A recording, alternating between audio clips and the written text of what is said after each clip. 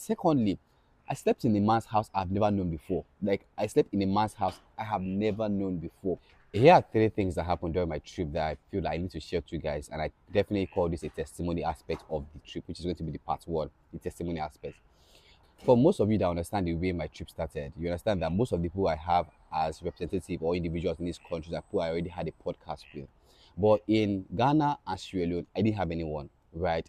It was such that it was quite a struggle going to these countries. But a day before or 2 days before, I sent a message to someone I just started speaking with randomly on TikTok, and they basically just telling her that, oh, I've come to Ghana, I need founders. And Diane was the best person that helped me out in Ghana. She added me to a whole founders group. I started speaking to them. I had a good number of interviews. Ghana was one of the best countries I visited simply because of how Diane was so kind to me and showed me around.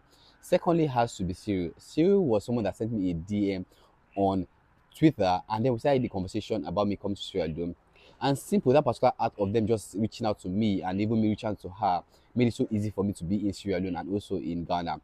Secondly, I slept in a man's house I've never known before. Like, I slept in a man's house I have never known before. So this all happened in Cote d'Ivoire when I had to travel from Cote d'Ivoire to Ghana. Most of you that saw my video will remember. By the time I got to the border, I already checked out my Airbnb, so I didn't have where to stay. On my way back, I realized that this particular guy was a Nigerian, and we just started having small talks and all of that. And I figured, guy, I am going back to inside like Cote d'Ivoire, and I have nowhere to stay. And I just had the moment of saying, God, I beg, please don't embarrass me. I have to sleep somewhere this night. And I turned to the man, I just told him, oh sir, do you know anywhere I can actually stay the night? Or is there any hotel close by? And he just turned, he said, you can stay in my place now. I'm like, sorry? He's like, yeah, you can stay in my place. See, we just for tonight. You're going to Liberia tomorrow. I'm like, yes, yes, yes. He said, oh, you can come and stay in my place. That single act just made me realize that there are angels walking among us. So this particular day, I've been trying to text that man, call him, just to show my appreciation. His number is not reachable, right? It's just one of those moments whereby I'm like, nah, you know what? God has his hand in this particular trip. There was nothing you can tell me this particular trip. My stomach is one of the most sensitive stomach. Like, anyone that knows me really closely would attest to you. My stomach is really sensitive.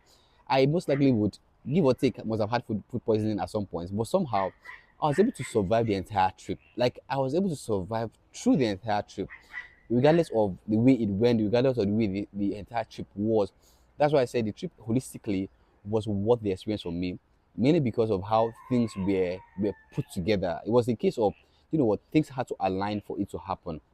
Lastly, I almost missed my flight simply because I booked my flight 1 hour 20 minutes before the takeoff time.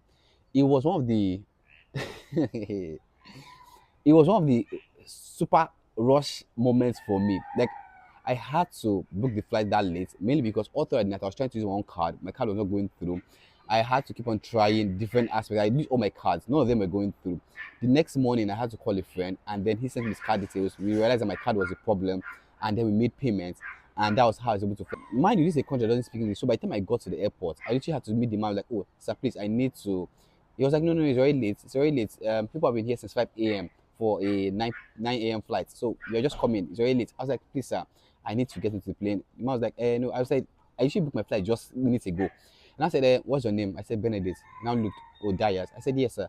And I said, okay, okay. And now stamp it. I was usually the last person boarding into the airplane, guys. Like, I was the last person entering the airplane at that particular point in time. That was how late I got to the airport. All of this just proved to show that God's hands were in this entire trip. Like, there are several things that would happen, like many things that happened that I cannot even call them minor, mainly because of how it just shows that God was in all of this whole trip, right?